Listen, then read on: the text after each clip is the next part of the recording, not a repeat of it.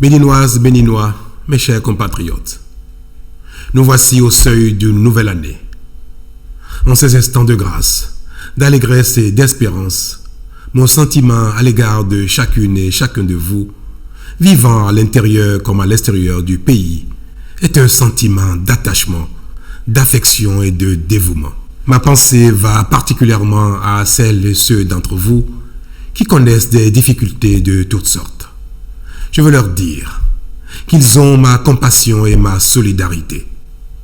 Je veux leur dire de ne jamais céder au découragement, car la plus petite lueur d'espoir, entretenue et vivifiée, soutenue par les efforts nécessaires, permet de surmonter les situations les plus compromises en apparence. Cette même exhortation est valable au plan collectif, car l'œuvre de construction d'un pays intègre aussi bien les moments fastes que des situations difficiles. Notre pays a ainsi, au cours de l'année qui s'achève, connu quelques épreuves, mais en est sorti grandi. Il a aussi et surtout engrangé des acquis au regard desquels nous pouvons affirmer que ces 12 derniers mois auront été globalement positifs et satisfaisants. Oui, grâce à notre engagement collectif, les nombreux chantiers ouverts dans tous nos départements progressent. Les réformes majeures que nous avons entreprises produisent de plus en plus leurs effets positifs. Notre économie se renforce. Elle affiche des performances supérieures à la moyenne continentale et fait preuve d'une remarquable résilience.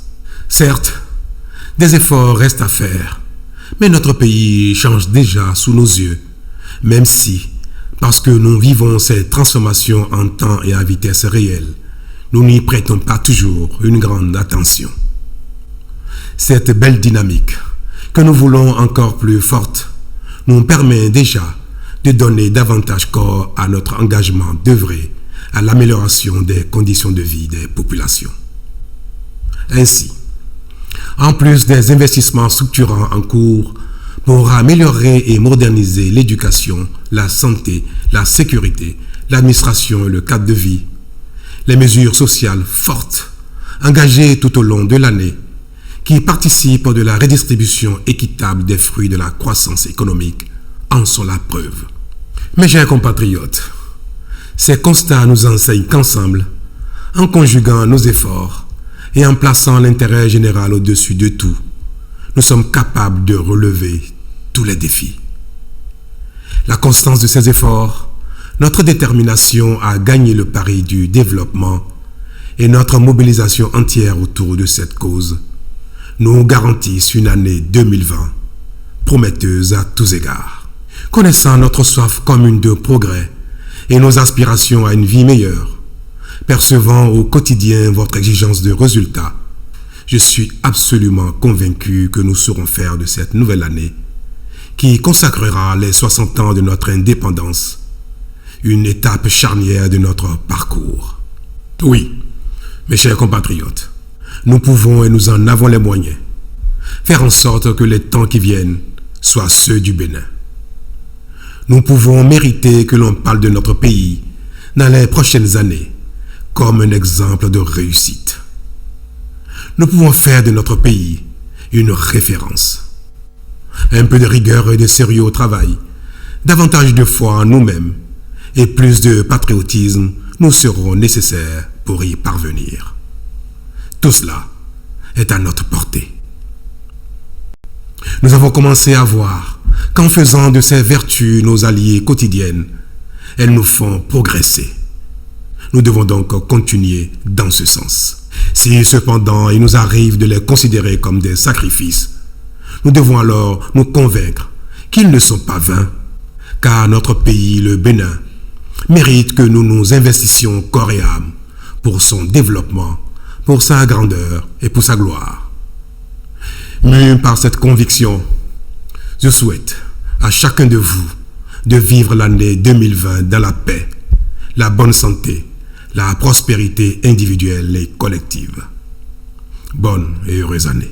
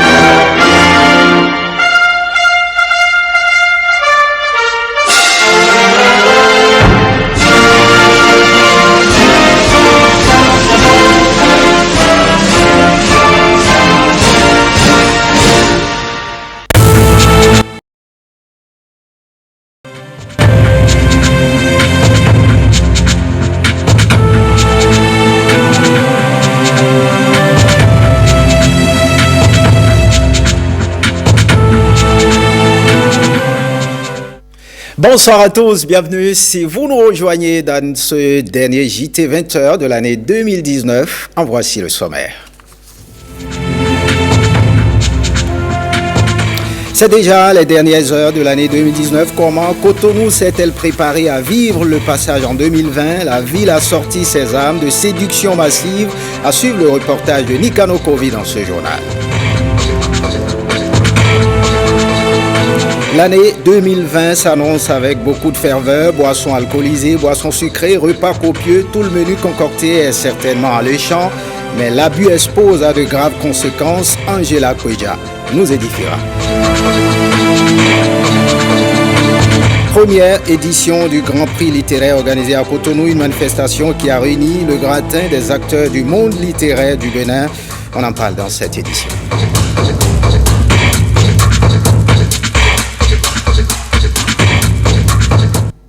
Bienvenue si vous nous rejoignez et puis cette émission spéciale ce soir à partir de 22h. Votre émission Bravo 2020 est au rendez-vous. La rédaction de la télévision nationale a concocté un programme alléchant pour vous faire vivre les dernières heures de l'année 2019 et les premières de l'année 2020 dans la bonne humeur. Rachida Biomama et Emana Megan, les deux animateurs de cette émission, passeront sur ce plateau. Mais avant, scrutons d'abord le message du chef de l'État adressé aux Béninois. Vous l'avez suivi tout à l'heure, à la veille de cette nouvelle année 2020. James William, c'est une tradition, ces vœux du chef de l'État formés à l'endroit de ses concitoyens. Bonsoir James William. Bonsoir. Que retenir de ces vœux du chef de l'État? Déjà, il faut dire que le chef d'État, on se souvient, il s'est adressé au Parlement il y a quelques jours à l'occasion du discours sur l'état de la nation.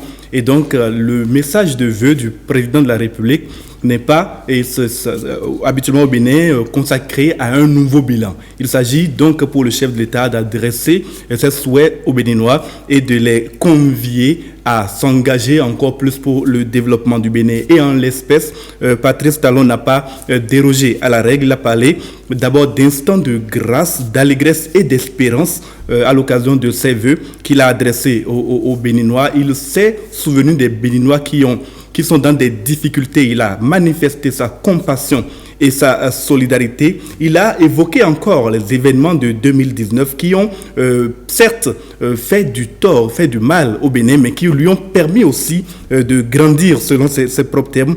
Et il a parlé de la transformation en cours pour notre pays. Cette transformation à laquelle aucun sacrifice, aucun investissement ne serait de trop. Il a appelé à placer l'intérêt général au-dessus de tout. C'est ce qu'il essaye de faire lui-même ainsi que son gouvernement. C'est ce qu'il appelle également tous les Béninois à faire.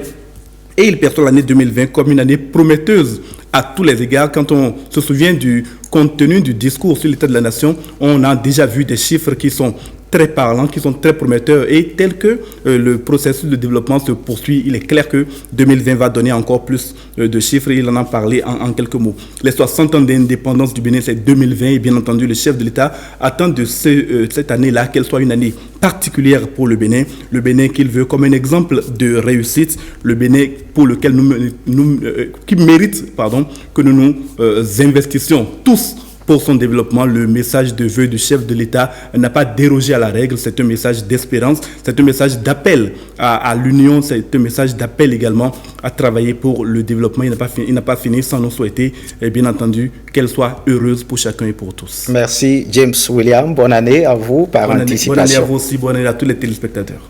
Un tour à Cotonou, l'année 2019 nous tourne progressivement d'eau. Nous sommes au soir de réveillon.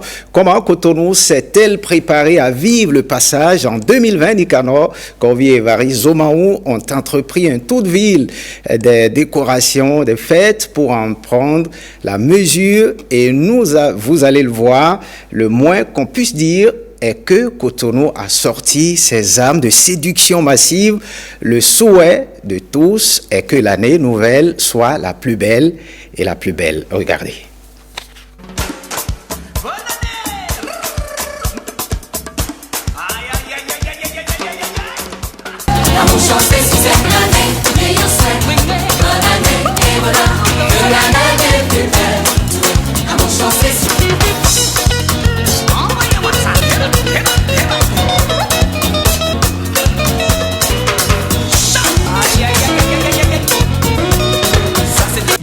Merci.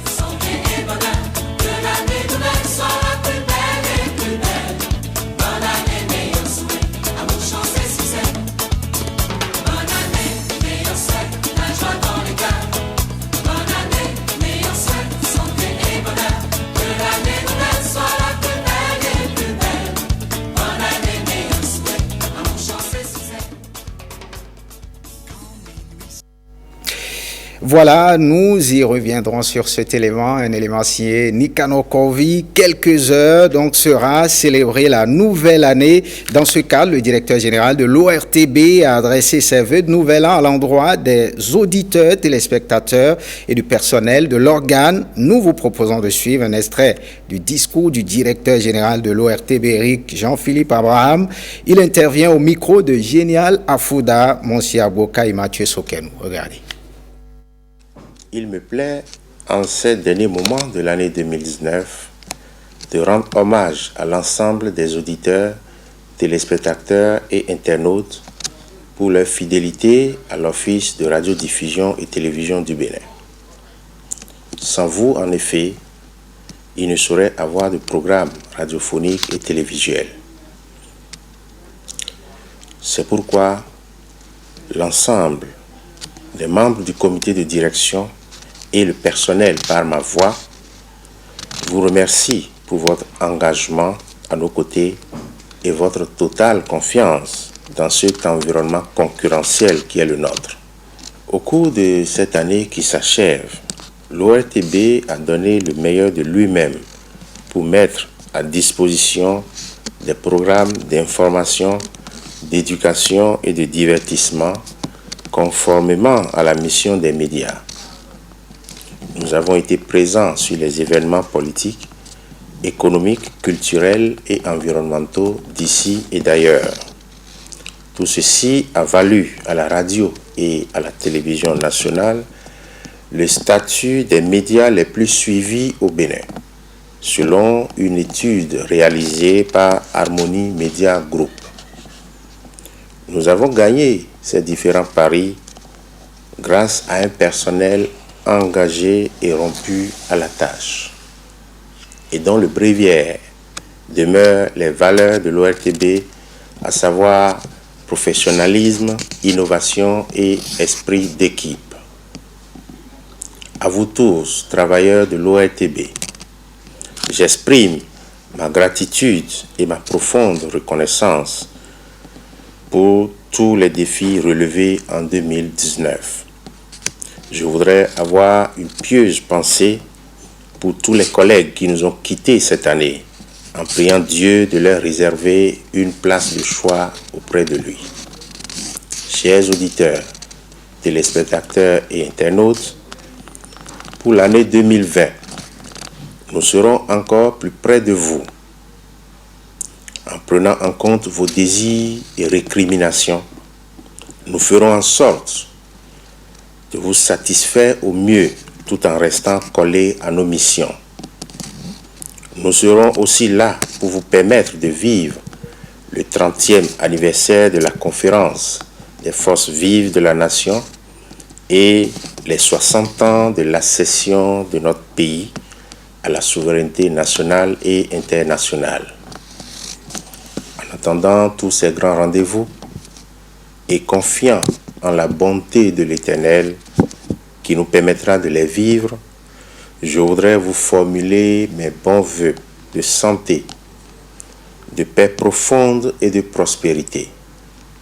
Que cette année soit porteuse de fruits positifs dans la foi et l'espérance. Heureuse année 2020 à tous. On reste dans la ferveur du Nouvel An. Une équipe de notre rédaction a sillonné quelques salons de couture afin de s'imprégner de l'ambiance qui règne à quelques heures du Nouvel An. Dans ce reportage, vous allez le constater, les artisans de la mode mènent une course contre la montre dans leurs ateliers. C'est un constat de Génial Afouda à Monsieur Aboka et à Mons Radiovi. Se faire beau et belle, l'un des défis à relever le jour du Nouvel An. Nombreux sont donc ceux et celles qui sollicitent les hommes et femmes de la mode pour se faire confectionner de beaux vêtements. Nous avons beaucoup de commandes. Il y a plus de commandes, donc c'est un peu dur. C'est même très dur. Le travail avance, mais le problème c'est que beaucoup de clients passent leurs commandes à la dernière minute. On n'arrive pas toujours à livrer toutes les tenues à temps. Si une personne commande 3 habits par exemple, je fais l'effort d'en livrer un au moins. Les fêtes sont donc une période favorable au business de ces artisans de la mode, parfois confrontés aux commandes de dernier moment. Beaucoup ont attendu la veille pour venir commander. Souvent, elles ne commandent pas une chose, elles commandent 2 ou 3. Et elles viennent avec leurs enfants, donc vous imaginez le nombre. On bosse énormément, on finit très tard. Et parfois, mon agent elle est obligé de dormir là, où elle rentre vraiment énormément tard. Des commandes passées à temps ou tardivement, une chose est certaine, ces promoteurs d'ateliers de couture sont à pied d'œuvre pour satisfaire leurs clients, quitte à passer le réveillon sur le lieu de travail. Retour sur les couleurs de la ville de Cotonou à l'occasion de la célébration donc du nouvel an, l'année 2019. Nous tournons progressivement d'eau. Nous sommes au soir du réveillon. Comment Cotonou s'est-elle préparée à vivre le passage en 2020? Nicanor Corvi et Varizomaou ont entrepris une tournée de ville des décoration de fête pour en prendre la mesure, et vous allez le voir, le moins qu'on puisse dire est que Cotonou a sorti ses armes de séduction massive. Le souhait de tous, c'est que l'année nouvelle soit la plus belle et la plus belle. Regardez.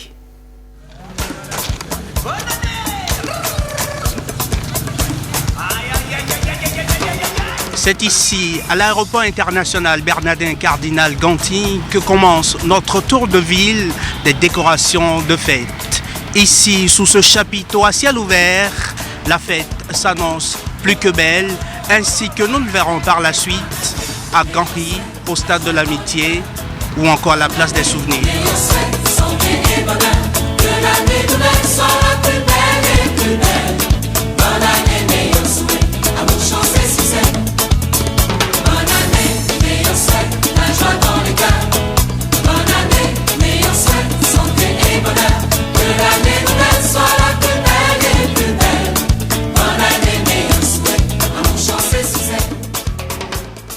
Si calme à l'ordinaire, la frénésie s'est emparée de la place du Souvenir.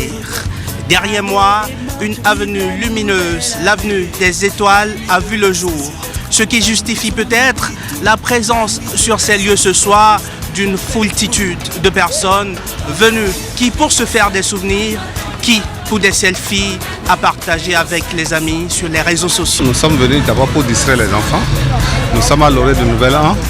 C'est pas bien à chaque instant de laisser les enfants à la maison. Il faut les sortir pour qu'ils constatent comment leur ville a été décorée. Et cette décoration va quand même changer un peu une image de ce qu'ils ont de la ville de Cotonou. Et bon, je suis certain quand même qu'en venant avec eux ici, ça va les égayer un peu. Parce que c'est beau, c'est vraiment beau et puis c'est orné. En fait, j'étais avec ma famille et puis on cherchait où on va faire les photos. On s'est arrêté ici parce que c'est vraiment beau avec le 2020 qu'ils ont mis là, c'est très beau. Qu'admirera-t-il des photos que vous allez faire, les partager peut-être avec les amis? Sur les statues, oui, et puis montrer à ceux qui n'étaient pas là. Oui, c'est ce qu'on va faire de ça.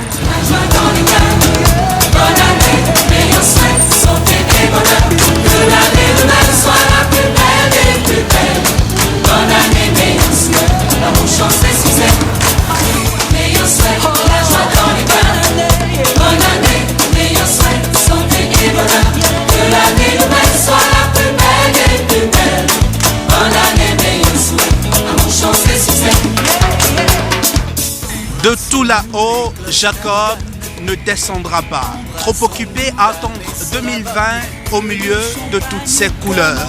Ici, sur l'emblématique place de l'Étoile Rouge, les décorations de fêtes de fin d'année sont légion.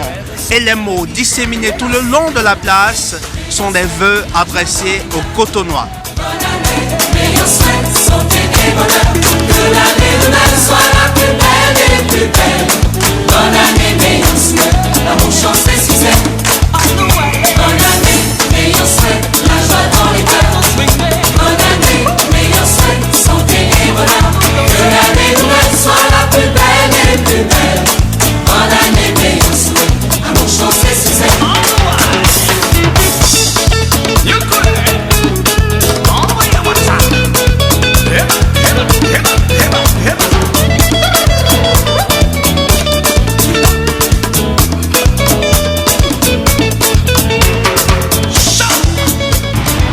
La fraîcheur sèche de l'Harmattan, des décorations en veux-tu, en voici et des badauds curieux de tout.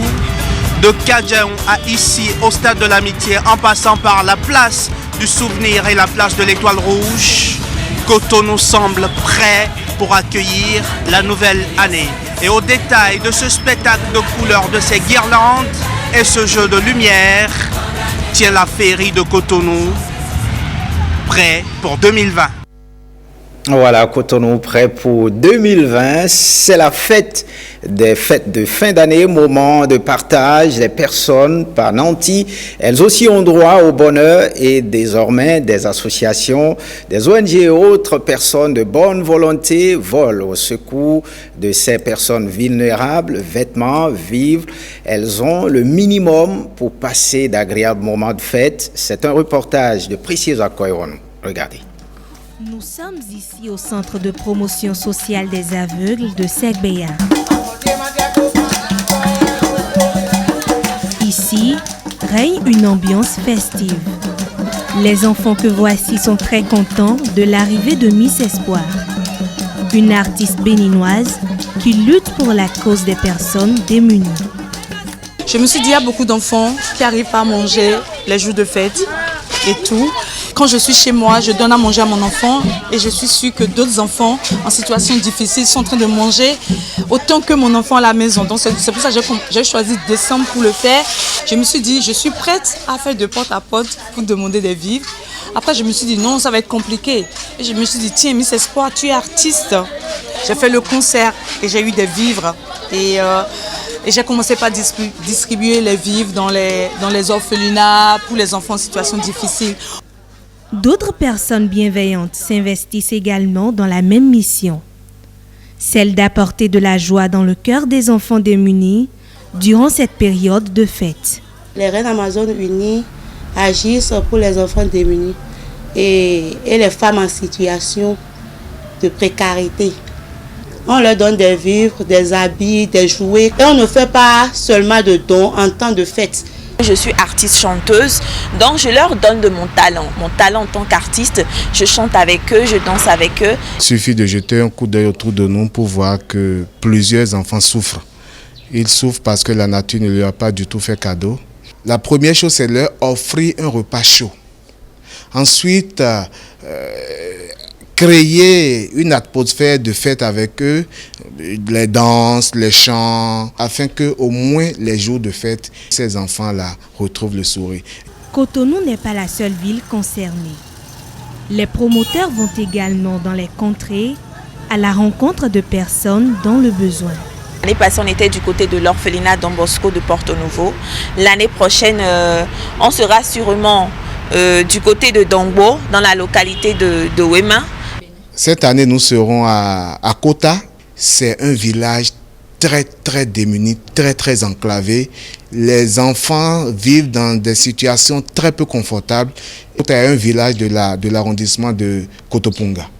Je ne reste pas qu'à Cotonou. C'est souvent les enfants des orphelinats isolés qui sont bénéficiaires. Donc voilà. Tout le monde a droit aux collègues de vivre de cœur d'or, en fait. Les orphelins, les femmes enceintes, les personnes âgées sont les cibles les plus vulnérables. Un geste, un don de la part de tout un chacun peut leur apporter le sourire.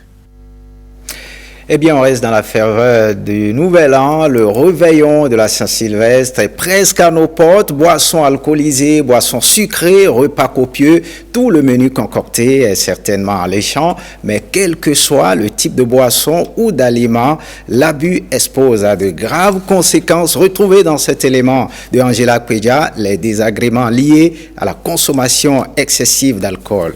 Regardez. Souvent, les fêtes de fin d'année ne se conçoivent pas sans ripaille. Pourtant, si les papilles gustatives sont à la fête, le tube digestif est au supplice pendant la consommation des boissons alcoolisées. De l'œsophage jusqu'au rectum, tous les organes sont affectés. L'organe principal qui se charge de l'alcool dans notre organisme, c'est le foie. Et le foie, c'est comme le moteur dans un véhicule. Le foie fait exactement 2% du poids corporel. Et vous imaginez si un sujet est normal, qui travaille bien, dont le foie fonctionne bien, Le foie élimine à peu près 15 grammes d'alcool par heure. Alors, si vous en consommez beaucoup et vous augmentez la consommation, qu'est-ce qui va se passer? Le foie va commencer par développer de la graisse autour. Et là, vous allez avoir ce qu'on appelle la stéatose hépatique. Et après, si ça continue, il y aura de l'inflammation de l'activité dans le foie. Et là, vous allez tomber dans les hépatopathies alcooliques. Donc, ce n'est pas intéressant pour le foie de prendre une grande quantité d'alcool comme ça. Le pancréas, l'autre organe noble de l'organisme, est aussi sollicité lors de l'absorption d'éthanol. Malmené lors de la consommation excessive de l'alcool, le pancréas traduit sa souffrance par de vives douleurs abdominales. Alors si vous prenez assez d'alcool, vous allez avoir ce qu'on appelle une pancréatite aiguë d'origine alcoolique. Pancréatite aiguë, c'est une autodigestion de la glande pancréatique et c'est très grave. Si vous faites une forme grave, vous allez en mourir. En somme, l'alcool est un produit toxique pour l'organisme. À des doses élevées et à jeun, il est aussi responsable du coma éthylique ou de la gueule de bois. N'oublions pas que l'alcool ne se digère pas facilement et il se métabolise difficilement au niveau du foie. Donc, il reste toxique pour le foie. Plus la quantité est élevée, plus nous avons un risque grave pour notre santé. Et au-delà d'être saoulé, on peut se retrouver quand même avec des comas hépatiques et toutes sortes de choses qui ne sont pas souhaitables et qui risquent de nous amener à l'hôpital et peut-être plus loin. Les accidents de la route du fait d'un taux d'alcoolémie élevé sont nombreux. Mieux vaut finalement se méfier de l'alcool. En plus, la tolérance à l'alcool est liée à des facteurs individuels et génétiques. Décembre, c'est le mois de la solidarité MTN Bénin. Comme par le passé, les personnes vulnérables reçoivent la visite de la fondation, celle de ses amis qui viennent généralement les bras chargés de cadeaux. Il en a été ainsi de cette année encore à l'hôpital de la mère et de l'enfant de Cotonou, où la fondation s'est rendue avec un important lot de matériel médical. Le point avec Nicanor Kovi et Daniel Ada. La solidarité citoyenne dans ce paquet de couches pour bébés transmis d'une main à l'autre. Ici, à l'hôpital de la mère et de l'enfant, ces riches trésors donnent tout le sens au mois de la solidarité, devenu la signature de la fondation MTN Bénin. Pour sa présidente, ce don est orienté vers le bénéfice du patient. D'un coût global d'environ 5 millions, ce don mis à la disposition de l'hôpital de la mère et de l'enfant permettra d'une part à une certaine catégorie de patients de bénéficier gratuitement des soins et d'autre part améliorer les conditions d'accueil de l'institution. C'est en cela que la citoyenneté du geste vaut davantage que la valeur marchande du cadeau. Offert pour contribuer à entretenir la vie dans le sein de la mère et dans le cœur de l'enfant. Nous venons ce matin avec 50 kits de survie, un moniteur multiparamètres, un saturomètre, 2 concentrateurs d'oxygène, 150 sondes d'oxygénation, 5 cartons de lait premier âge, 5 cartons de lait deuxième âge, 5 cartons de lait prématuré, et 20 paquets de couches de sang. Pour les responsables de l'OMEL, ce coup d'aide tombe bien à propos. Nous serons dans la continuité et nous savons que ce matériel qui a été donné doit être utilisé à bon escient et nous ferons l'effort pour que ça soit fait dans les meilleures conditions et que nous puissions sauver nos enfants, nos nouveaux-nés qui viennent ici et dont les parents sont complètement démunis. De chambre en chambre, les amis de la Fondation MTN ont poursuivi leur campagne de joie. Moment de solidarité à l'envi où les mots de l'hôpital se taisent. Le temps d'un sourire, le temps de quelques éclats de voix à chaque cadeau reçu. Le ministre du Cadre de vie et du Développement durable a organisé un atelier qui réunit donc plusieurs acteurs du domaine. L'objectif de ces assises est la validation du plan d'action de la stratégie de développement à faible intensité de carbone et résilient au changement climatique du Bénin et de 3 autres projets de notes conceptuelles de projets sur l'eau et l'énergie. Suivez. La lutte contre les effets pervers des changements climatiques constitue l'un des défis majeurs auxquels l'humanité doit faire face au cours du XXIe siècle. Et le Bénin doit s'inscrire dans la dynamique de saisir toutes les opportunités, notamment en ce qui concerne la mobilisation des ressources financières. Cela fait exactement 7 mois que nous avons procédé au lancement des activités devant conduire à l'élaboration des documents cités, où les 4 consultants recrutés par le partenaire ont reçu les orientations nécessaires pour conduire les différentes concertations. Les différentes étapes suivies peuvent se résumer comme suit. Des échanges techniques avec les cadres de la Direction générale de l'environnement et du climat et du Fonds national pour l'environnement et le climat pour permettre aux consultants de s'approprier davantage les besoins réels du ministère du Cadre de vie et du développement durable en tant que bénéficiaire du présent appui de la MCC+.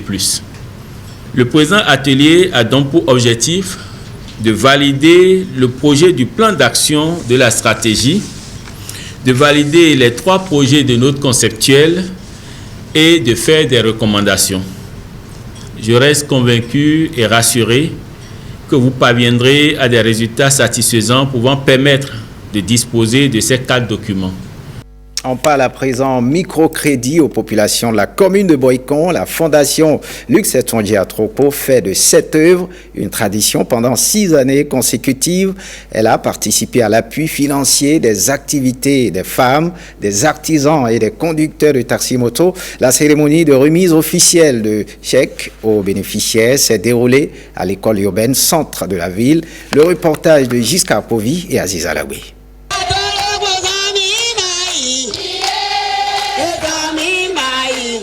Des dizaines de millions de francs pour booster les activités génératrices de revenus des populations de Boycon. La fondation Luc Setonji Atropo, LSA, vise à compenser le déséquilibre socio-économique par l'autonomisation de la femme. Et nous sommes heureux de constater quand même que ces femmes sont assez conscientes, les émigrants aussi, ils respectent leur engagement. L'objectif pour nous, c'est quoi? C'est d'aider les groupements de femmes. Lorsque la femme est aidée, lorsque la femme est à l'aise, la ville est à l'aise, le pays est à l'aise. Il y a des femmes qui sont pères et qui sont mères, qui doivent donner à manger à leurs enfants, qui doivent scolariser les enfants, et elles le font très bien. Je pense que c'est une obligation pour nous de les appuyer, et on le fait, on continuera de le faire. On demande à Dieu de nous aider à faire demain mieux qu'aujourd'hui, c'est notre objectif. Le taux de recouvrement des crédits antérieurs est réconfortant selon le bailleur. Il est de 100% chez les femmes. Un résultat qui donne droit à des crédits encore plus consistants pour cette 6e édition. Vraiment, nous sommes ravis. Le prêt que Luc Setonji Atropo nous fait, il ne reconnaît pas de partie A ni B. Ça nous soutient beaucoup, ça nous aide beaucoup. Avec ça, là, je m'occupe de mes enfants avant mon mari. Plus de 2000 femmes réparties dans 228 groupements seront impactées par cet acte de la fondation LSA. Elle entend étendre l'initiative sur toutes les autres communes du département du Zou. Et puis la plus vieille centrale syndicale du Bénin a changé de capitaine à la tête de son navire à l'issue de son 7e congrès ordinaire. L'Union nationale des syndicats des travailleurs du Bénin, UNSTB, a désigné Apollinaire Afewe pour prendre la succession d'Emmanuel Zorouni Kanor. Kovi et Alexis Kenom ont assisté à la cérémonie de passation de charge. Suivez leur reportage. Fin de combat à l'Union nationale des syndicats des travailleurs du Bénin pour Emmanuel Zounon qui passe ici le témoin à Apollinaire Afewe. Après 15 ans passés à la tête de l'UNSTB, c'est un sentiment de devoir accompli qui anime le secrétaire général sortant au moment de quitter la scène. En 2004, quand je prenais la direction de l'UNSTB, j'étais le plus jeune des secrétaires généraux confédéraux à la tête de la plus vieille centrale. Nous avons préparé notre relève. Nous l'avons si bien préparé qu'aujourd'hui, c'est un jeune qui prend la relève. Mission donc terminée pour moi. Avec fierté, je remercie tous ceux qui m'ont soutenu sans calcul et de façon inconditionnelle pour tout l'appui qu'ils m'ont apporté pour me faciliter la réalisation de cette œuvre gigantesque sur Terre. 15 ans de dons de soi et de sacrifice, estime Emmanuel Zounon, pour des résultats allant du plébiscite à la critique. À l'heure de prendre la sortie, le compagnon de lutte veut malgré tout maintenir la flamme de la lutte syndicale dans le cœur des siens. Debout les damnés de la terre.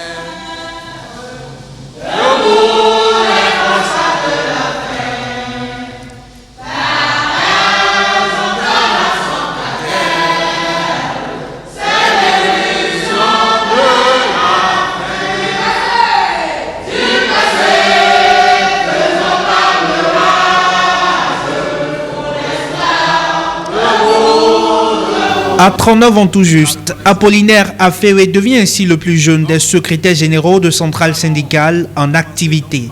À la tête d'une équipe de 27 membres, c'est à lui désormais d'être le berger de la troupe UNSTB, tout au moins jusqu'en 2024. On parle littérature à présent. Le palmarès de la cérémonie de la première édition du Grand Prix littéraire a été dévoilé ce vendredi à Cotonou. Une manifestation qui a réuni le gratin de la chaîne du Livre du Bénin, le point de l'événement. Dans ce reportage de Sabine Oké, lu par Génial Afoudamonsi. C'est pour promouvoir les écrivains béninois et leurs œuvres, encourager le professionnalisme et améliorer le positionnement du Bénin que le concours du Grand Prix littéraire a été lancé. Une initiative portée par le ministère en charge des Arts. 5 différents genres littéraires ont été choisis pour cette édition 2019. Le roman, la nouvelle, la poésie, le conte et le théâtre. Sont ainsi lauréats Anna Baïdan-Ivo dans la catégorie conte, Rigobert Agbo-Glele dans la catégorie nouvelle et Cedro Giovanni Wansou dans la catégorie théâtre. Mais coup de tonnerre à cette soirée, aucune œuvre romanesque et poétique ne trouve grâce aux yeux des membres du jury. Un jury souverain d'un bout à l'autre dans son processus de sélection. Les œuvres primées ont été toutes éditées par des maisons d'édition locales. C'est la preuve que les maisons d'édition béninoises sont capables de révéler. Bien écrire, ne pas écrire pour écrire, mais avec rigueur, écrire pour soi, pour les autres et son entourage. Un objectif majeur auquel sont appelés les hommes de lettres béninois. La littérature, c'est quand l'homme ordinaire interroge son fort intérieur et que les deux s'entendent pour accéder à une sorte de pérennité a priori désintéressée. Elle n'a de sens qu'en ce qu'elle transcende les idées conjoncturelles pour se consolider dans une pensée structurelle, la pensée.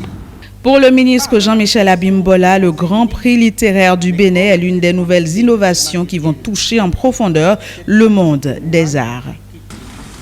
Qu'il soit désormais entendu que le Bénin rêve grand pour sa littérature, pour les femmes et les hommes qui en sont les acteurs. Qu'il soit désormais entendu que la culture bénéficie d'une attention toute particulière. Les récipiendaires de ce premier Grand Prix littéraire sont désormais connus du public en attendant de faire les émules au sein des écrivains à l'avenir.